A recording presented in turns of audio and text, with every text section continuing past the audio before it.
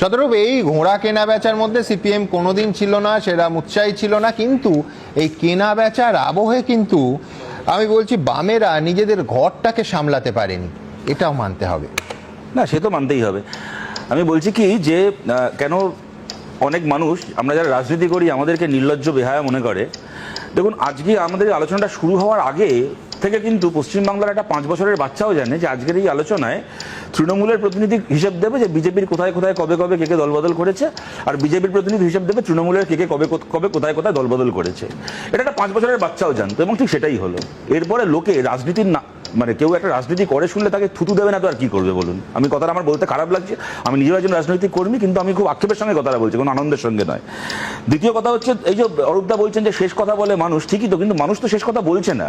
মানুষ তো ভোটের দিন অবধি কথাটা বলেছিল, সেটা তো শেষ কথা হচ্ছে না। ভোট হয়ে যাওয়ার পরে আবার আরেকটা লোক কথা বলছে। সুতরাং মানুষকে শেষ কথা বলার অধিকারটাকে আর দেওয়া হচ্ছে না, এইটাকে নিয়ে আজকে আমাদের এই আলোচনাটা। 3 নম্বর কথা, দেখুন, যেটা সুমনদা তুমি বললে, আমিও অত্যন্ত গর্বের সঙ্গে কথাটা বলছি। আমরা বাংলা, ত্রিপুরা, কেরালায় বছরের পর বছর সরকার চালিয়েছি, কোনোদিন অন্য দল থেকে নির্বাচিত একজন পঞ্চায়েত মেম্বারকে আমরা দলবদল করেনি। এই সৌম্যদা এখানে বসেছি, সৌম্যদার দলের সাথে আমাদের এখানে অনেক ঝামেলা, ঝঞ্ঝাট, মারামারি, রক্তপাত সব হয়েছে, আমাদের দিক থেকে হয়েছে, ওদের দিক থেকেও হয়েছে। কিন্তু বামফ্রন্ট সরকারের সময় আমি বলতে পারি, ধরো কৃষ্ণনগর থেকে শুরু করে, তোমার রায়গঞ্জ থেকে শুরু করে, বহরমপুর থেকে শুরু করে, মানে একটার পর একটা পুরসভা আমি বলে যেতে পারি বছরের পর বছর আমাদের সরকারের সময় কংগ্রেস চালিয়ে গেছে। কোনোদিন কেউ কল্পনা করতে পারেনি যে কেউ একটা পুরসভায় কেউ জিতে গেল কংগ্রেস, তারপরে সেই পুরসভা অন্য কেউ দখল করে নেবে, বামপন্থীরা দখল করে নেবে। সুতরাং পশ্চিমবাংলায় এই কালচারটা আমদানি করা হলো, এবং এই কালচারটা আমদানি করার ক্ষেত্রে মূল কিংপিন যে লোকটা ছিল মুকুল রায়, আজকে এটা একটা পোয়েটিক জাস্টিস। দেখো, আমি এটাকে বিরাট লিগাল জাস্টিস বলছি না, আমি বিশ্বনাথ স্যারের সাথে পুরোটা এখানে একমত নই যে এরপর থেকে লোকে খুব দুবার করে ভাববে, আমার খুব একটা ভাবার কারণ দেখছি না। আমি বিধায়ক হওয়ার 1 মাসের মতো দলবদল করবো, মোটামুটি 4.5 বছর টার্মটা কমপ্লিট করে দেওয়ার, ওই পরের বিধানসভা ভোটে 2 মাস আগে আমার বিধায়ক পদ খারিজ হবে, এতে কার বিরাট ক্ষতি হলো আমার তো মাথায় ঢুকছে না কিছু। কিন্তু হ্যাঁ, নীতিগতভাবে টোকেন একটা সিম্বলিক জায়গা থেকে নিশ্চয়ই এর একটা গুরুত্ব আছে, এবং এই জায়গাতে আমি এখানে বলছি এটা কিন্তু টু লিটল টু লেস। অরূপদা বলছেন না 235 কখনো মমতা বন্দ্যোপাধ্যায় বলেননি। মমতা বন্দ্যোপাধ্যায় কি বলেছেন আমি মনে করাই। 2018 সালে পঞ্চায়েত ভোটের পরে একেবারে নবান্নে দাঁড়িয়ে রাজ্যের মুখ্যমন্ত্রী বলছেন, ওই তো পুরুলিয়ায় যারা বিজেপি থেকে জিতেছে আমাদের সাথে ইতিমধ্যে যোগাযোগ করা শুরু করেছে, আমরা এর মধ্যে ওদেরকে নিয়ে নেব। স্বয়ং মুখ্যমন্ত্রী নবান্নে দাঁড়িয়ে বলেছেন, নবান্নে দাঁড়িয়ে দলবদল পর্যন্ত আমরা দেখেছি এই সরকারের আমলে। হ্যাঁ, মানে, এবং যেটাকে নিয়ে এরকম আলোচনা ইত্যাদি অনেক কিছু হয়েছিল। সুতরাং মমতা বন্দ্যোপাধ্যায়ের নামটা না এইসব জায়গায় আনবেন না। উনি বাংলার একটা অত্যন্ত কুরাজনীতির প্রতীক হিসেবেই, এই প্রশ্ন যতবার উচ্চারিত হবে, উনি একজন কুরাজনীতির প্রতীক হিসেবেই উনি থেকে যাবেন। আমার পরের কথাটা হচ্ছে, দেখো, এই অত্যন্ত, মানে তোমাদের সাথে আমি একটা ব্যাপার শেয়ার করি। এই মুকুল রায় দলবদল করার পরে একটি টিভি চ্যানেলের আলোচনায় এখানে স্পিকারের ভূমিকাকে নিয়ে কিছু কথা বলার ফলে পশ্চিমবাংলার বিধানসভায় আমার বিরুদ্ধে breach of privilege motion move করা হয়েছিল, এবং এই স্পিকারই আমাকে তলব ইত্যাদি অনেক কিছু করেছেন। মজাটা হচ্ছে, আজকে আদালতের রায় কিন্তু প্রমাণ করলো যে আমার কথাটা সেদিন ভুল ছিল না, স্পিকারের ভূমিকাটা কিন্তু সঠিক ছিল না। তার থেকে, এবং দেখো, এই যে আমি দেখছিলাম আজকে বিমানবাবু বলছেন যে স্পিকারের কিছু প্রেরোগেটিভ থাকে, ঠিক, ভারতের সংবিধান স্পিকারকে প্রেরোগেটিভটা দিয়েছে। প্রেরোগেটিভটা কেন দিয়েছে? তার উপরেই আস্থা রেখে যে আপনি আপনার দলীয় স্বার্থের ঊর্ধ্বে উঠে সংবিধানকে রক্ষা করবেন। এটা কিন্তু একটা একচেটিয়া দায়িত্ব নয়, এটা বা একচেটিয়া ক্ষমতা নয়, এটা একটা দায়িত্ব, একটা আস্থাও। সেই আস্থাটা রক্ষিত হয়নি। কিন্তু আমি যে কারণে তোমাদের সাথে এটা শেয়ার করছি, আমার বিরুদ্ধে বিধানসভায় এই ব্রিচ অফ প্রিভিলেজটা মুভ করেছিলেন যে তৃণমূলের তৎকালীন বিধায়ক, পরবর্তীকালে তিনি দলবদল করে আবার বিজেপিতে চলে গেছেন, তাপস রায়। হ্যাঁ, সুতরাং আমি বলছি, আমি আমার জায়গাতেই দাঁড়িয়ে আছি। মাঝখান থেকে আমি সমালোচনাটা করার ফলে একটা লোক আমার বিরুদ্ধে ব্রিচ অফ প্রিভিলেজ মুভ করলো, করে সে নিজেও দলবদল করে ফেললো। আজকে সেই স্পিকারের বিরুদ্ধে আমার বলা কথাটা হয়তো পুরোটা ভুল ছিল না, এটা কিন্তু আদালতের রায় কিছুটা এস্টাবলিশ হলো। আমি আর 2-3টে কথা খুব সংক্ষেপে এখানে বলছি।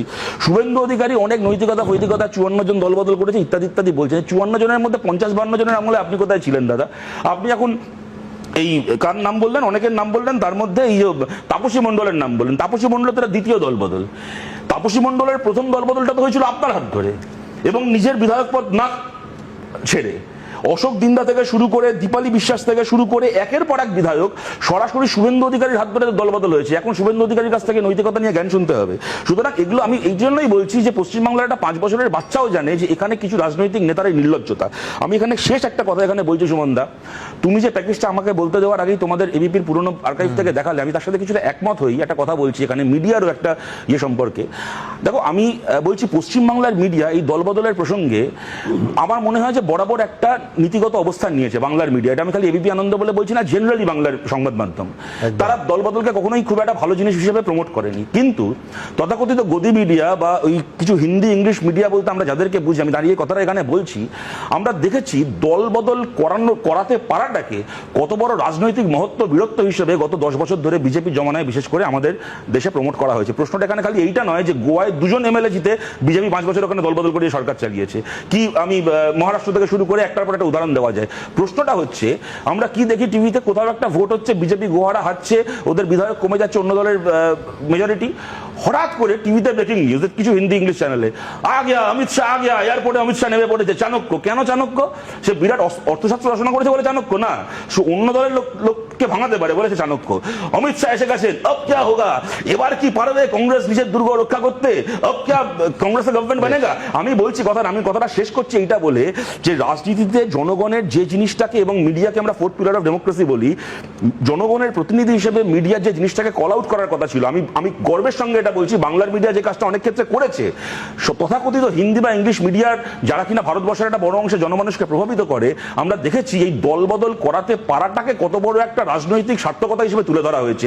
তাই আলটিমেটলি আদালতের রায়টা শেষ রায় নয়। আমি অরূপদার সাথে একটা জায়গায় একমত, যদিও অরূপদার মনের যন্ত্রণা আমি জানি, ভাই ওইখানে দাঁড়িয়ে অনেক বড় বড় কথা বলছে, বুকে কষ্ট ওর নেই, টালিগঞ্জে রাজনীতি করে, গোটা বিধানসভা ভোট কাটালো বাবুল সুপ্রিয়র বিরুদ্ধে গালাগাল দিয়ে, ভোটের পরে দেখলো ও কাউন্সিলরই রয়ে গেছে, বাবুল সুপ্রিয় গিয়ে ওর দলের মন্ত্রী হয়ে গেছে, ওর বুকের যন্ত্রণা। আমি অরূপ আর সজল দুজনের কাছেই যাব, যে আলটিমেটলি জনগণের রায় কিন্তু ওই দলবদলের কালচারকে পরাস্ত করতে হবে।